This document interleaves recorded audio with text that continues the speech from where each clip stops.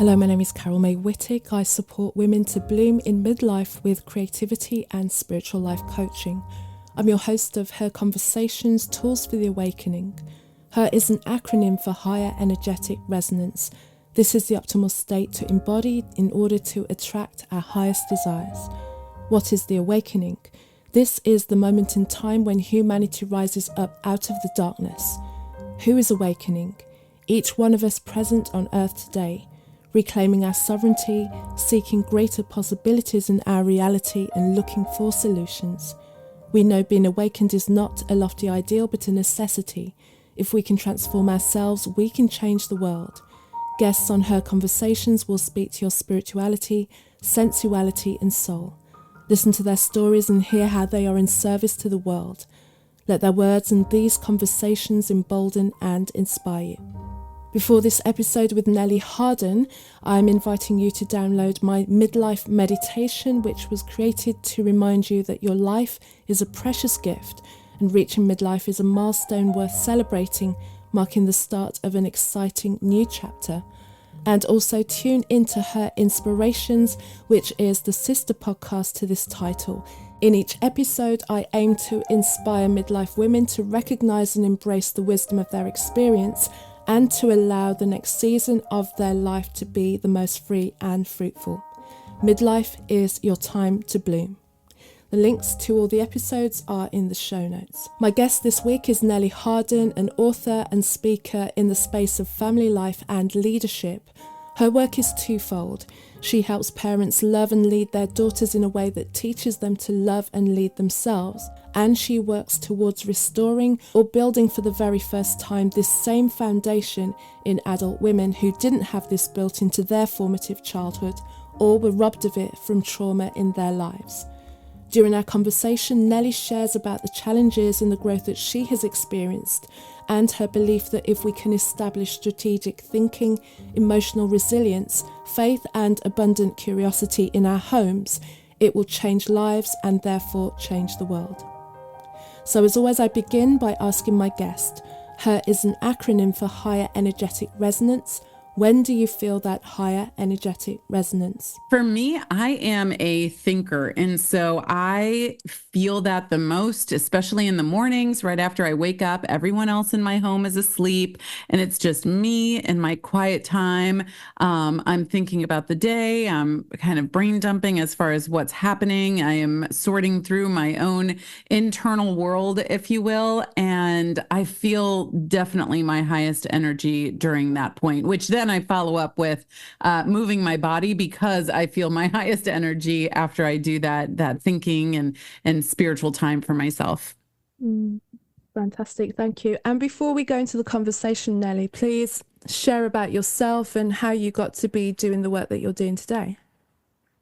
You know, it's really a lifelong process to get here. And there's so many twists and turns along the way, but it really started for me. And I won't make this, super long, but it really did start for me from the very beginning. My dad passed away when I was very young.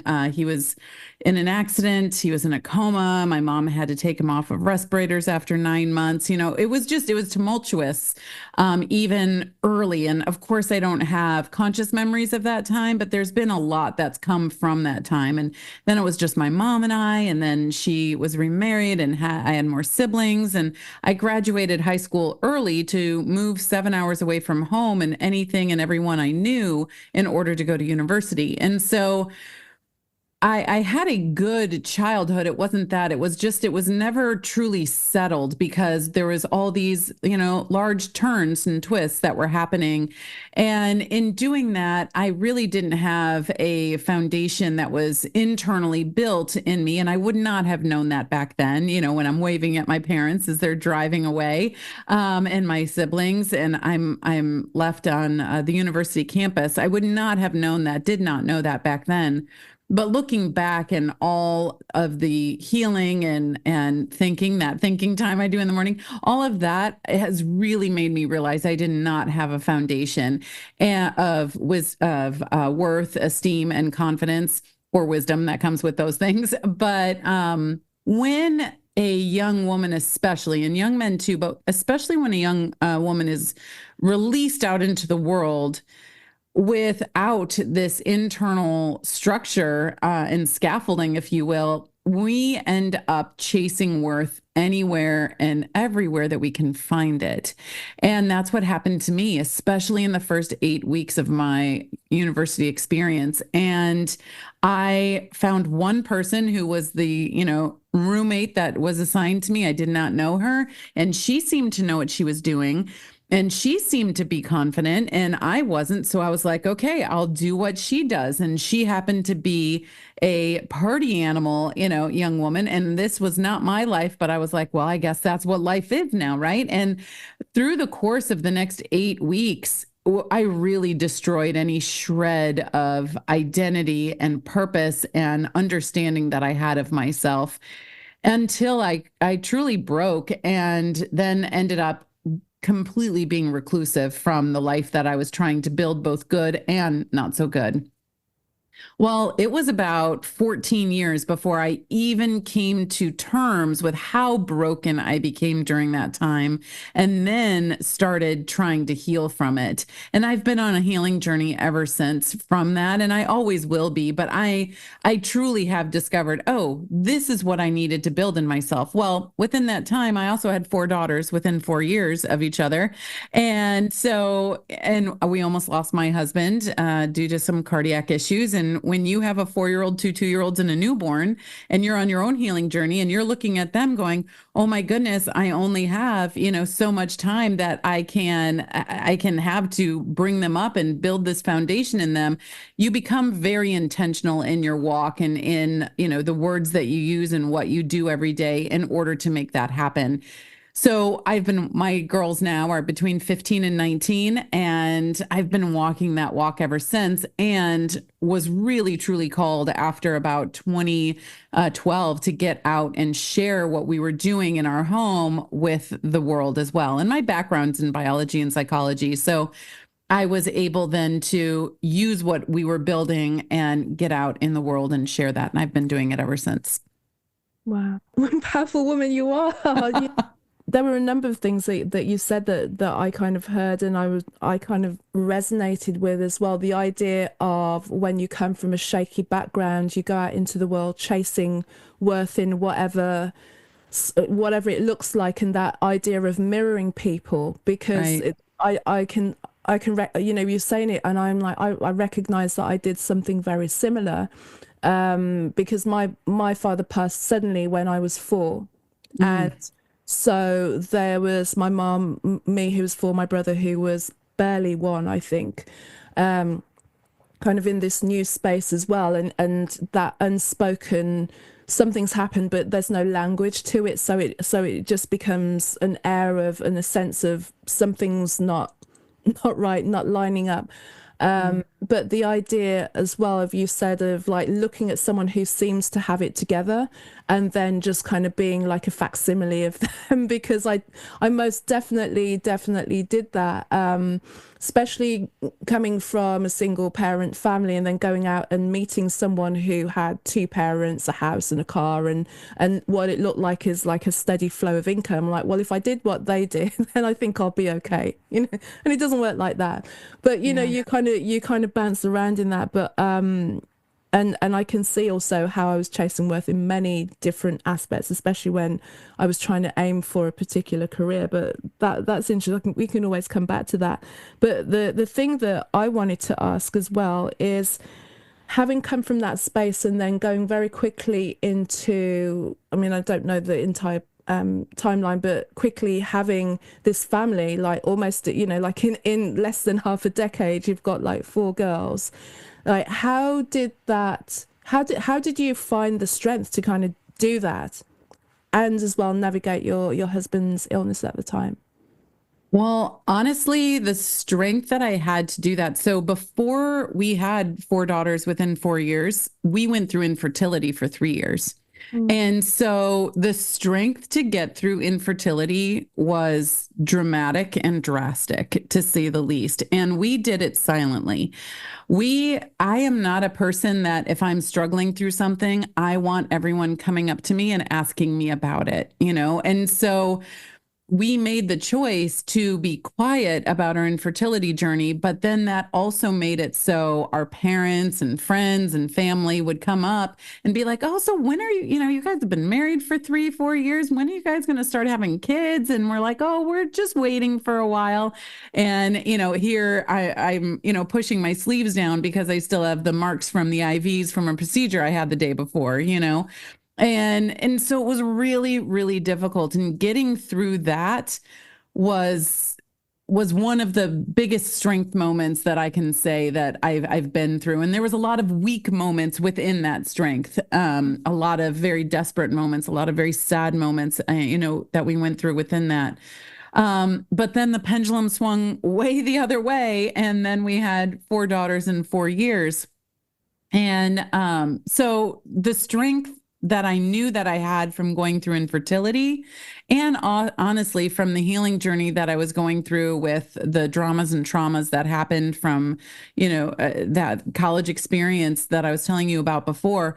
So I knew I had it in me to go through this. And seeing the strength that my mom had, especially in my first 8 years, because my mom remarried when I was 8. My dad died when I was 1, and so she remarried when I was 8. But the strength I saw in her, especially in those first 8 years, which are very formative as far as brain development goes, is pull up your bootstraps and let's, get to work. How many times I heard her say, if it's best to do it by yourself, if no one else is going to do it, these type of things, which can very admittedly take an unhealthy turn as well, because you get this strong independence of, I have to do it. And if I don't do it, it's not going to be done well. Right. And all of these things. But there is, a good dose of fortitude that's in there as well.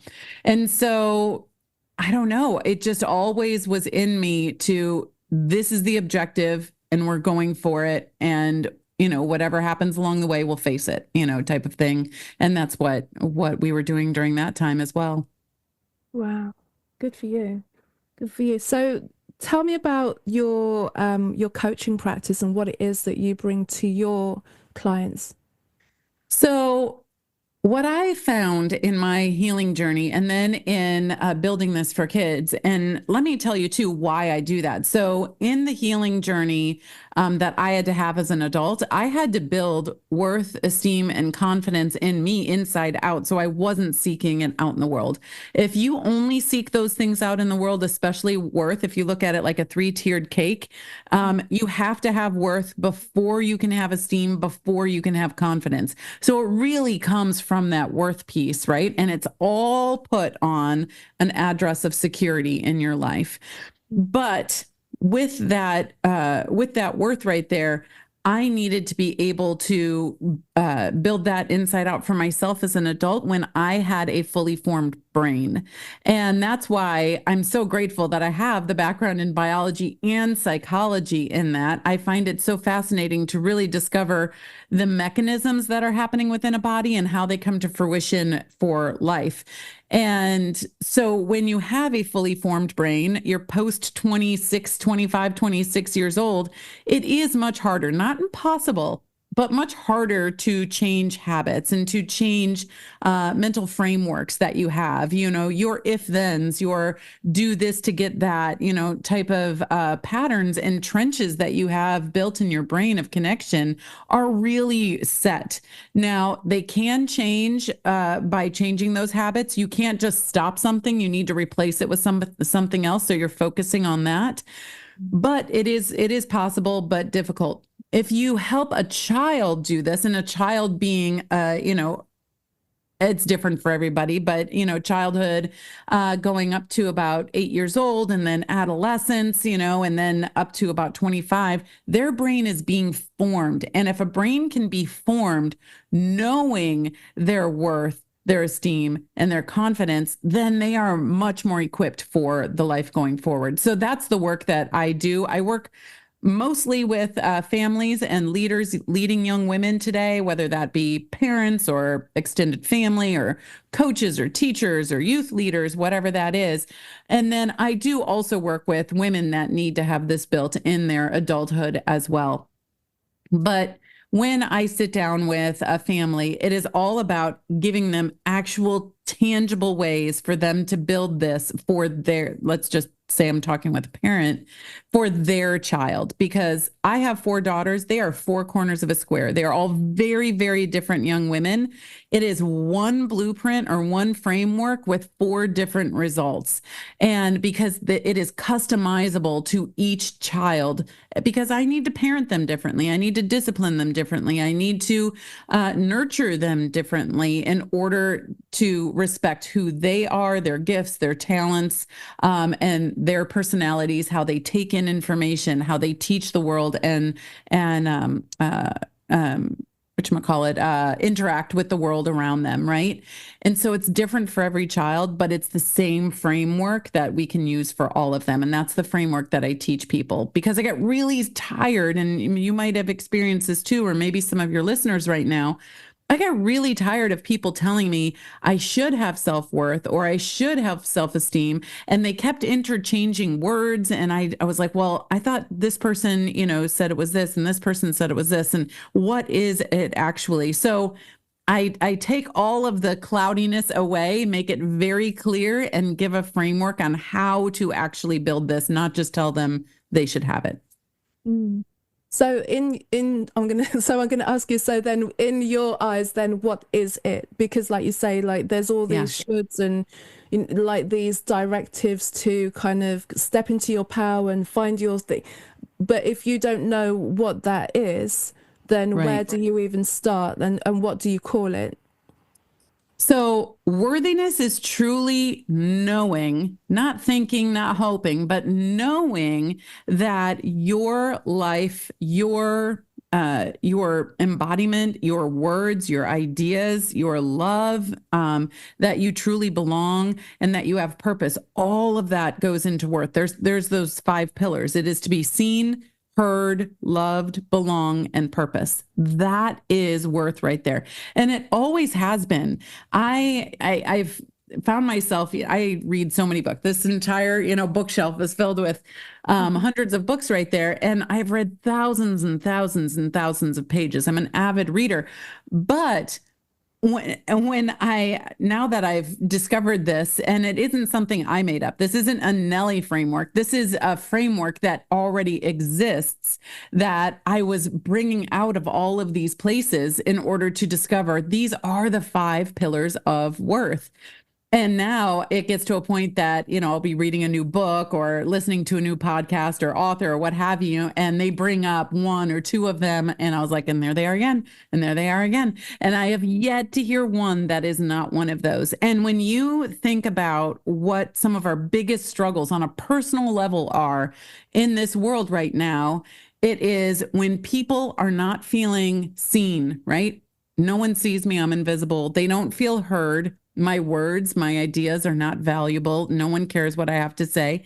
I'm muted over here in the corner, so to speak. It is, I don't feel loved. It is, I don't belong anywhere. I'm off on my own. And it is, I don't have a purpose. What in the world am I here for? I don't want to be here, right? And so that right there is that big chunk of worth that is the bottom layer of this foundation. Now, your esteem is value and appreciation of self. You cannot value something you find no worth in. You cannot have appreciation for something that you do not find worth in either. And so that is where we go. So value and appreciation of self, right? And knowing you have value, knowing you are appreciated. And again, this is an inside out process. So for me, as a Christian woman, it is God, self, others, right? And so, and I work with people, all over the globe and what that looks like for them. But it is inside out. It is not outside in, like the world will try to tell you today. And then there's confidence. That is true belief in self. And again, going back down that tier, those tiers retroactively, you cannot believe in something you do not value, appreciate, or find worth in. And that is why it is in this order specifically. And it cannot be confidence, and then value and then worth, which unfortunately, and I don't know if this is like the person you were talking about earlier, but that young woman that I latched onto and followed around, that is where she was. It was this inflated, empty, hollow confidence that didn't actually have any substance to it. She also was just following something that I just didn't see. And she was like, oh, in order to have worth, I need to do this. So I'm going to act confident, right? And I'm going to go out and I'm going to do all of these things. But truly, do I think that she had actual true confidence? No, I don't. I don't. And unfortunately, I was blinded by that. Yeah, no, I mean, if I'm referring to that person as well, that I did that, it looked, they were very popular, and they had very peacocky in their way. So they dressed really well, they were funny, and we kind of, we kind of became together as well. And it wasn't even, it was totally platonic. A real Will and Grace. He was a gay guy, so we were like this kind of modern day Will and Grace. If you remember Will and Grace from Oh yes, there was it was a real kind of Will and Grace, a Will and Grace kind of relationship. But everything around it, because he dressed well, he was confident, he was funny, everyone kind of drew themselves to him, center of attention, and it kind of drew me out of myself, because that person to an extent poured into me for a long time until they didn't want to, and then it just turned away, and I was just like, what happened, and it was like a relationship that couldn't have gone much further anyway, because there was a time limit on it, and it couldn't have gone into our 30s. It kind of fell apart at the beginning of our 30s. We were like 1 year apart.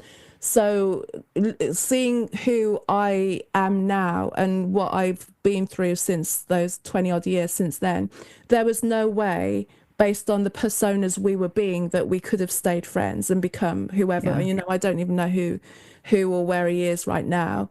And of course at the time it's devastating, especially when you come from there being a vacuum of that person that's going to build you up, and you're relying on this person to build you up, and then that goes away, so you're just there in the breeze again going, okay, so which way do I go?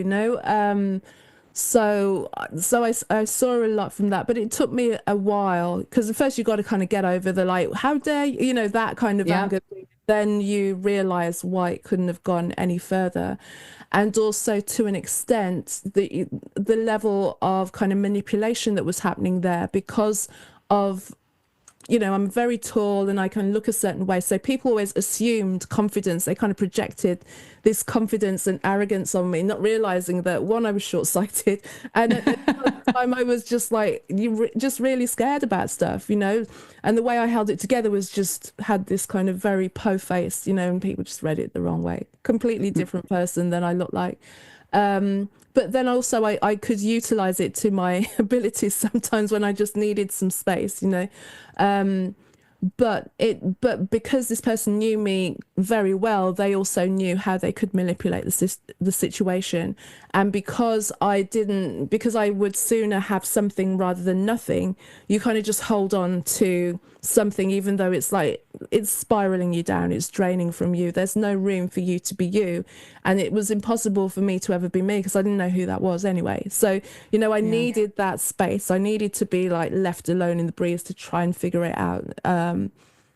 So it was beneficial, but also looking back, I can see how I was like a heat-seeking, like, who looks like they've got it together? Oh, you, like, yeah, exactly that same thing, because I'd made the decision to move away from my hometown to kind of chase the city lights.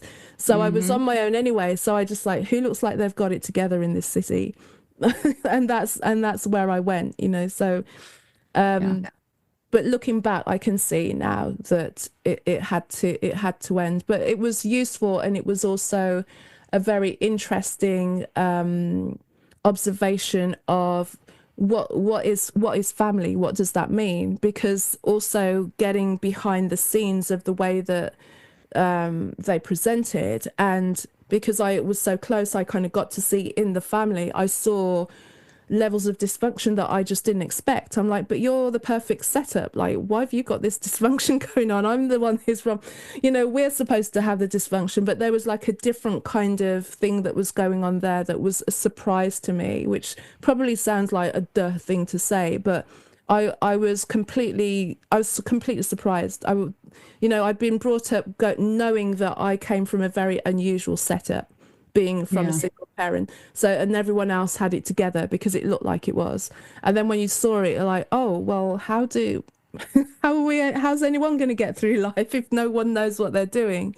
And that in itself was a big learning curve. And now it's like, well, you just kind of figure it out in the way that works for you and try and do so consciously. So Yeah, I think you brought up so many good points in there. And I think with age comes that wisdom of, wow, I'm still in my, 40s and just trying to figure this out. And I yeah. saw something great not too long ago that it was like referencing a son, and it said he was looking at his mom and she was upset about something. I don't know, but the phrase under it said, just remember this is her first time going through life too. And I was like, yeah, it's everyone's first time. We're all just doing the best we can with what we have there.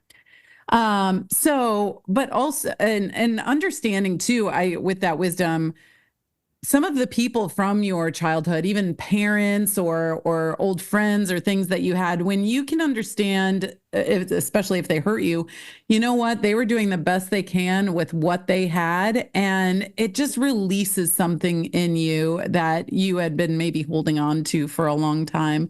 And that was really helpful to me in a lot of ways.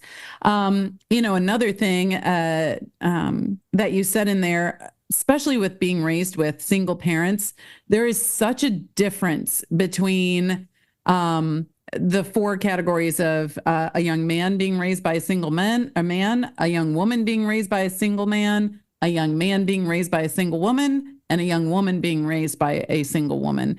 And you have to take that into consideration in some of these situations or relationships that you're in the future. Just yesterday, I was talking to a woman. She's maybe in her, I'd say, 50s or so. She's dating, long-term dating this gentleman, and they're having some issues now. And she's like, it all goes back to his childhood. He had some abuse in his childhood from his parents, and he has a lot of trust issues, and he has a lot of triggers that I have, but I have a lot of triggers that I do. And then I was exploring that with her, and she was like, well, this, my mom or my dad or my uncle. And I was like, isn't it just fascinating?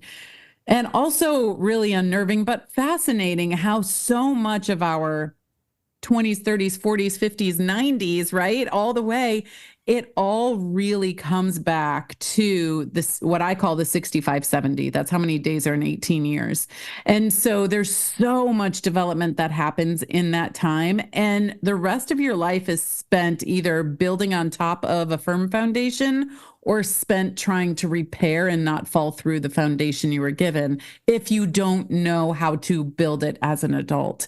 So anyway, yeah, it's very fascinating to look back and see what we had built. If you're a parent or even a teacher or coach or what have you, you want to ask yourself, what do I want to pass on to my kids? What do I not want to pass on to my kids? That is a very powerful question, because so many people just become, parents and leaders of the next generation and just start to regurgitate and not take into consideration, maybe there's some things I have I don't want to pass on. And it will leak through sometimes, but being vulnerable and open to that is very powerful. Mm. Yeah, and I think as well, when you're saying, I see some people become parents and I see some people have children, and I notice the difference Mm. between the people who are choosing to be parents or have children and then realize, oh, I've got to look, there's more to it than just having the child. I mean, it's interesting that both myself and my brother have not had children, and mine was consciously because one, I knew that I didn't want to do it on my own. That I just thought it's such a hard thing to do. And as the child of a single parent, you take on, I don't know if you have memory of this from yourself when it was just you and your mother, you take on an added mental responsibility for a parent that people probably don't really kind of take on board until their own families are set up and they're dealing with their parents' mortality in their, when you know that when they've got to usually their 50s, like 30s, 40s, 50s, then you have to deal with your parent and your parents' frailty and humanity and everything, because usually you're just building you're forming yourself. Right. And that sense of responsibility felt weighed heavy on both of us. And also it felt like we couldn't escape it, because there was no other support system really. The kind of medical industry had to like intervene as a result, because of her, the condition that she was diagnosed with and subsequently suffered for so long. So a lot fell to us to like decision making about things that we had no idea how to make decisions of, and it really affected our relationship. And we're only just kind of like standing and going, okay, we're the only two people who know what we've been through, because we've had a very, very troublesome relationship as a result. We just didn't know each other. And we'll see where it goes, but we're really kind of like starting again. But for many years I just had to come away from it, because this is too heavy for me to figure out. I'm trying to make my way in the world and you're asking me to do something that I don't know how to do. It was like I'm like trapped here. I can't, I'm trying to make something of myself, which is what normally children are encouraged to do. Go out in the world and do something. So I'm trying to go out in the world and do something, like, yeah, but you should be at home doing this, like, but Yeah. how, what do I do with that? So it was just like I just thought there is no way that I'm going to do any of that on my own, like kind of underpin that sense of security, insecurity, and shifting, kind of changing upon anyone else until I'm secure. And then how do I kind of build my security? It's I find a partner. How do I find a good partner? I figure out why I keep choosing bad ones. It's like there's so many things to unpick. Yeah. Because I just didn't want to repeat something, and I didn't just want to have children. I wanted to be a parent. And so, whether that happens or not, it will be a choice that I will choose to have a parent. Probably not now as time is going on, but it was always I saw how I have friends who have both parents, but were products of people who got married and had children and didn't really parent them. So I can see that there needs to be a level of consciousness about the choices that the parent makes to parent. So that's why I'm really interested in your perspectives and your work around that. Yeah.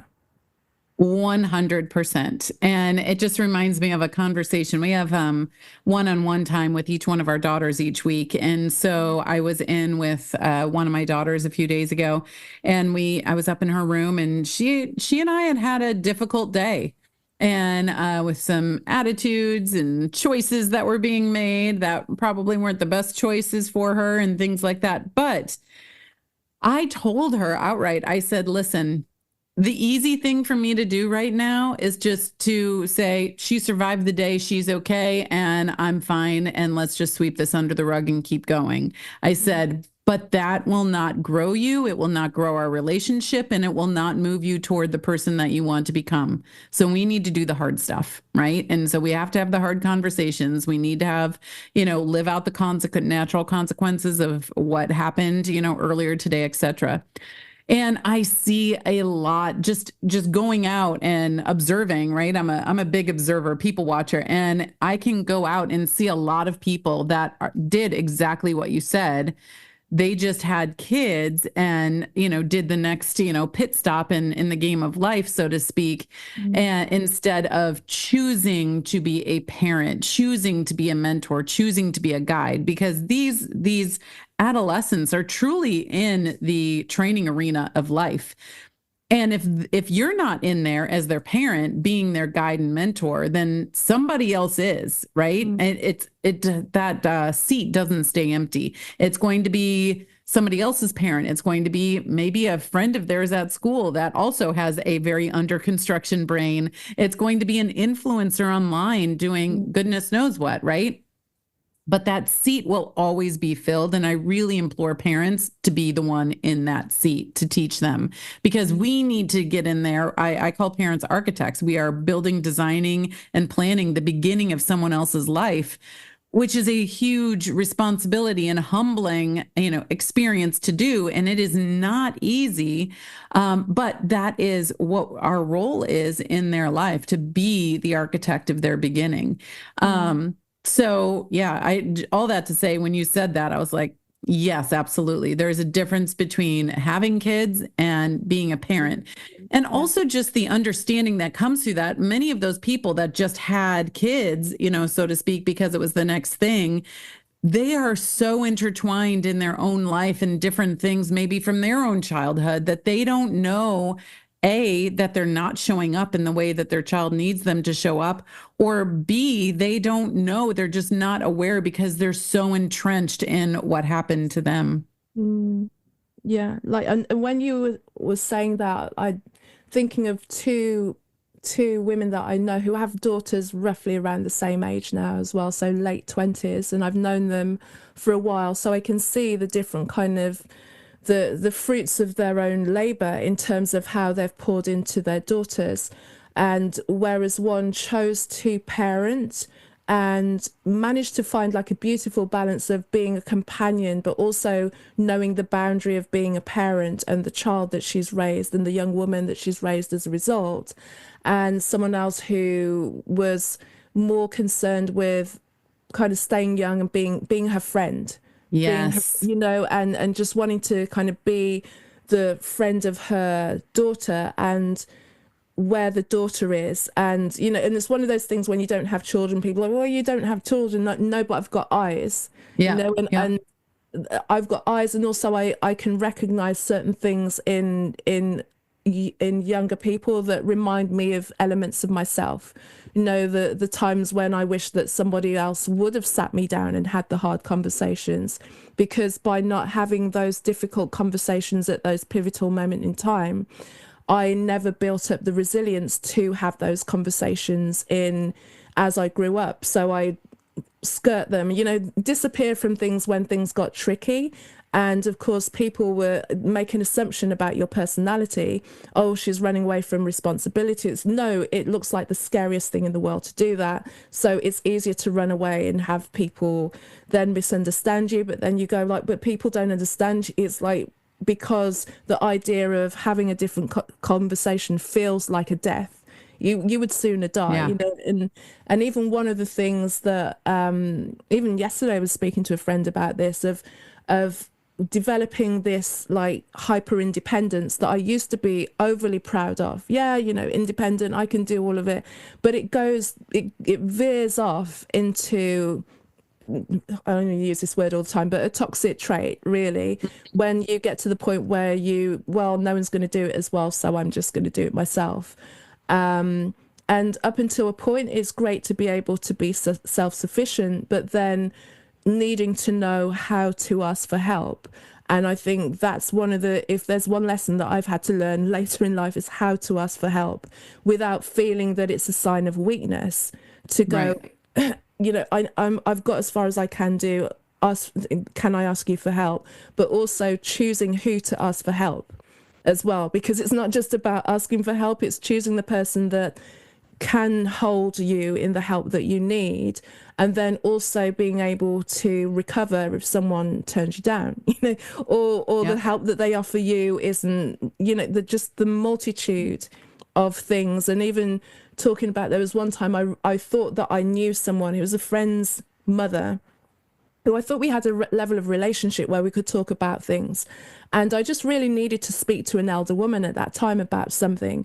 And I started with it, and she just like, tell it to Jesus, and kind of left me there. And I was like, oh, okay, it's going to take me like a few weeks to get out of where that was. And I don't even think she realized just how hard those words had got me. It was just like a real cut off, and I was like, okay, I didn't realize that you were not the person, because you were opening up and we were sharing, and I thought that I could share a bit more. So it's also learning to where to lean and where not to lean, I think, as well. Being able Yeah. to have those conversations, it's a life skill. So as tricky as your daughter might be finding it now, it's building a foundation that is just going to be transformative for her as well. So, there's part of me that thinks good for her. It's going to change so much. It's going to make things so much easier down the line, as horrible as it feels today.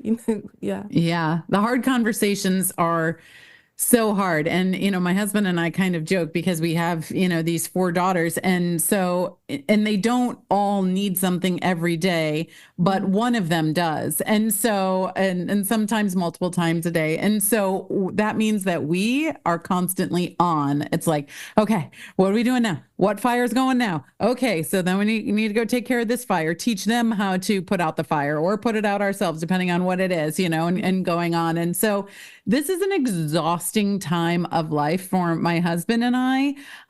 But it's also, to your point, going to produce so much fruit. And we already see that fruit, coming to fruition in many different ways. But yeah, I see. I mean, my kids are between 15 and 19, and I've seen people post pictures of their 12-year-olds and been like, oh, she's so grown up now. It's such a beautiful, I was like, 12, she's not grown up.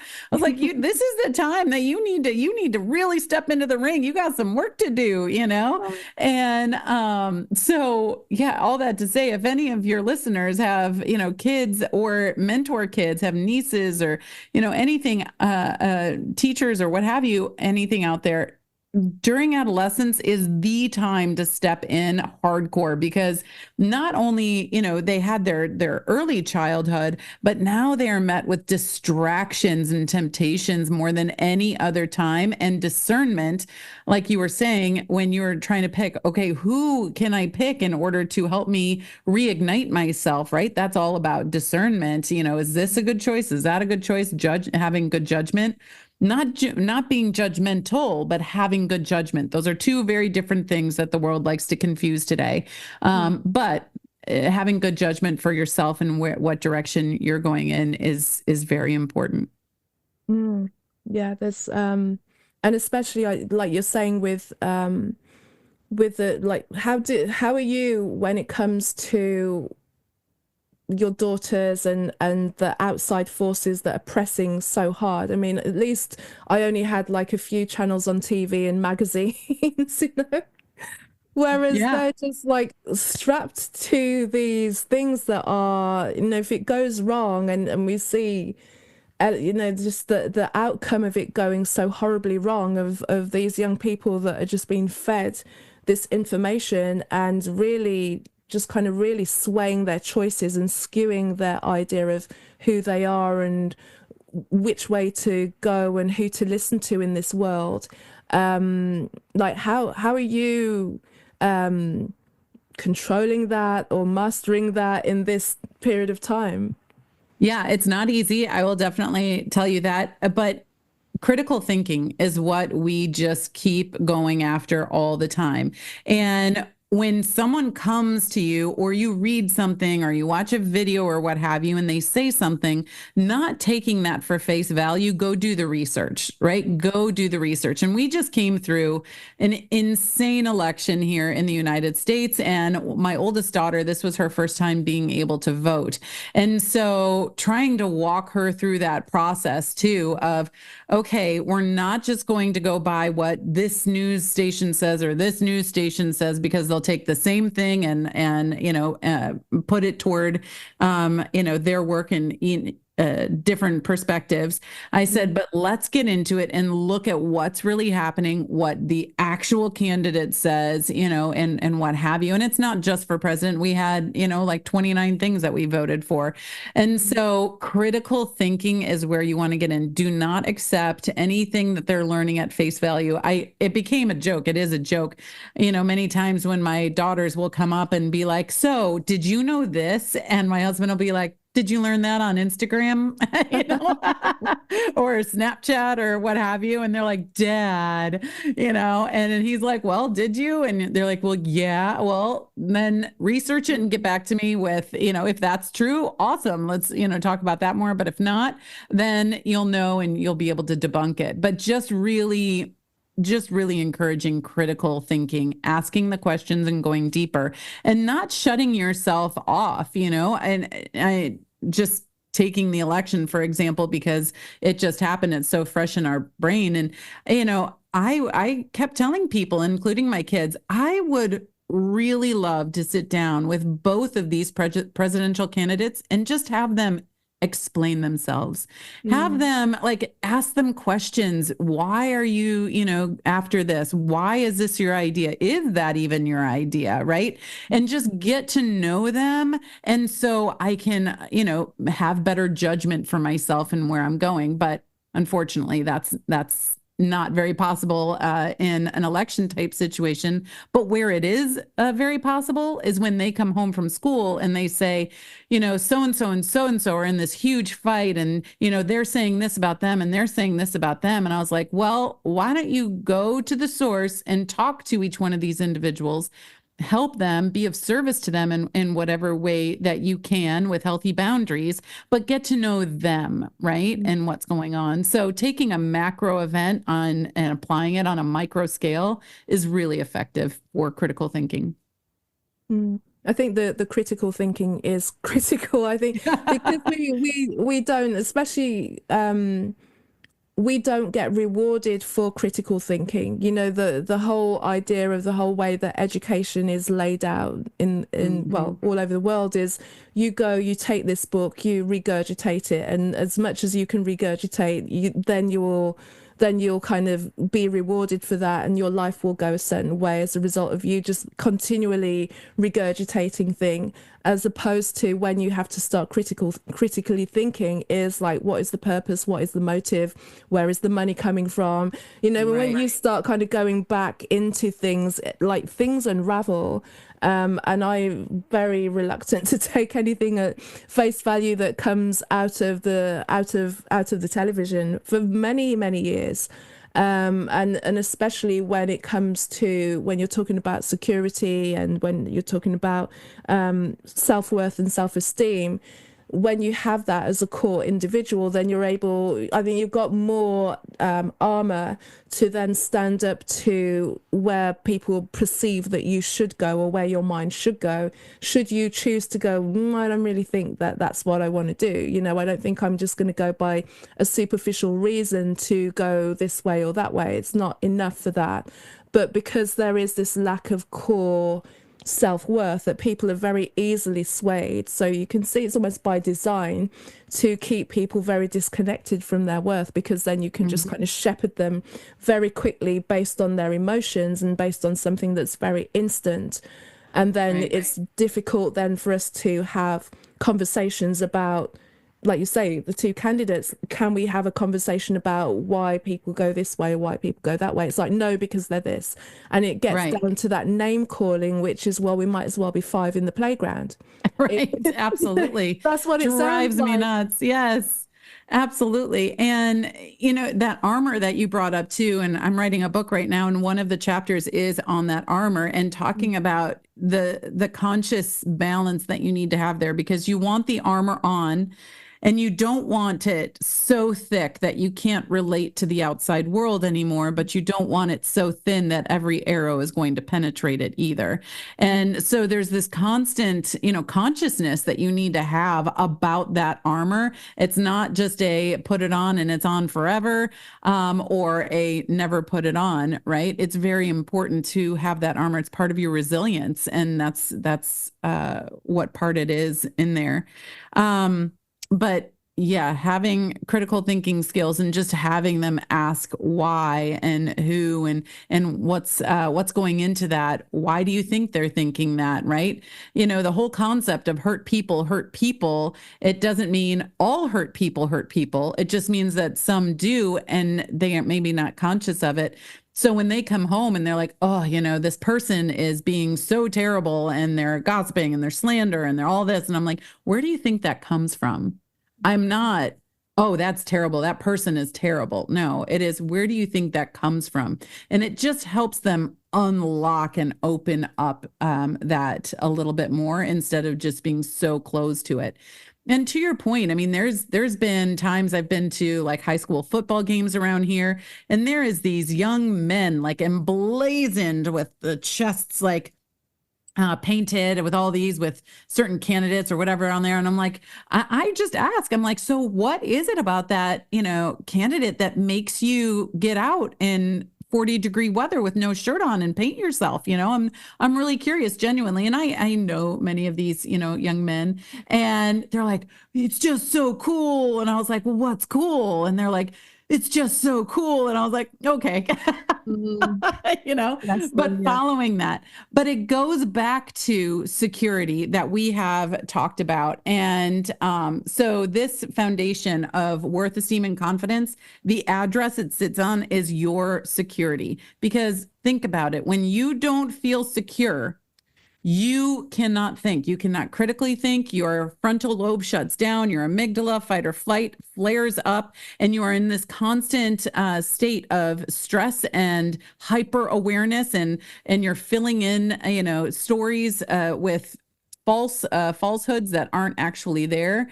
And so, what I have seen, especially over the last probably 15, 20 years, is this immense scarcity and scare mode that the world is going in. And you got to kind of wonder if, to your point that you said, right, keep them out of worth so they can keep going where you want them to go. You don't even have to get to worth. You can just make them not feel secure. And they, you know, many people will then be your puppets for that. So, yeah, you need to critically think. Can't encourage that enough.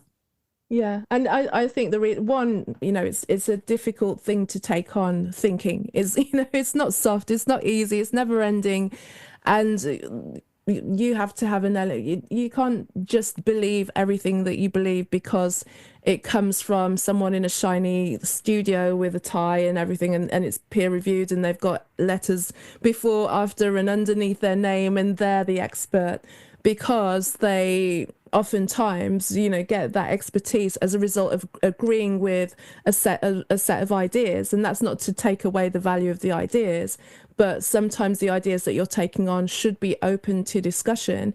And oftentimes it's the little kid, it's the naive person that doesn't know, that would go, oh, I think the emperor hasn't got any clothes on, you know, and challenges all the stuff that you're sitting on, so that you can be like, oh, go away, you don't know anything, as opposed to, well, maybe I'm so locked in my belief system and I've built my entire life on thinking this way that it takes someone who knows nothing to actually maybe challenge where I'm standing as well, and not to feel so shaken by it. But it's just an interesting way that people are held together. You know, it's these intangible barriers that we have around our consciousness that actually stops us from growing. And I think this is the part where now more and more people are really challenging what happens. I mean, even watching the election from over here, because 4 years ago I was collaborating with an independent news source in America anyway, because I needed something to do throughout the pandemic. So, you know, I really kind of like saw on the inside what was happening in terms of what one side was saying and what the whole independent side was saying as well, because they kind of veered away from the mainstream. So now I kind of watched it just objectively. I wasn't working in it. I was like, how is this going to go? And I saw that the conversation had changed. And a lot of it had come because people had gone, I'm seeing something different now. And just being able, and but also it wasn't an easy thing for them to stand and say, like, I'm seeing something different and I'm gonna say what I'm seeing. So it was really interesting to watch. It was And for me, I'm like, it was really interesting that people were surprised that it went the way that it did, because I'm just like, it's clear what's going to happen. I don't know if people are going to like it, we'll see. But for me, it was very clear. It was like, I can see where it's going to go. Whether it will be declared as such will be a surprise, because maybe it won't. And after that, I got in contact with my old colleagues, and just saying, so what's happening there? Because you guys are on the ground in the middle of it as well. I'm watching it from here. And they were saying the same thing. They were like, well, maybe they might not say that it is what it is, but it was clear that it was going to go one way, because I knew there were more dissenting voices than was apparent. So I was not surprised. I was just surprised at the surprise. Surprised at the surprise. Yeah. It was interesting to be a part of on this side of the Atlantic too. I can imagine. So, but, we've got our own problems here, as with anything as well. And that's that getting back to, people awakening to their worth and being able to challenge what's standing up, that builds from there. Yeah, we could speak for so many different things. I can think of a million different ways, but I'm going to be mindful of your time, and also kind of conscious of kind of keeping like a concise episode together as well. But just tell everyone where they can find you, and more of what you're doing in your work as well, if there's anything new that's coming up for you now.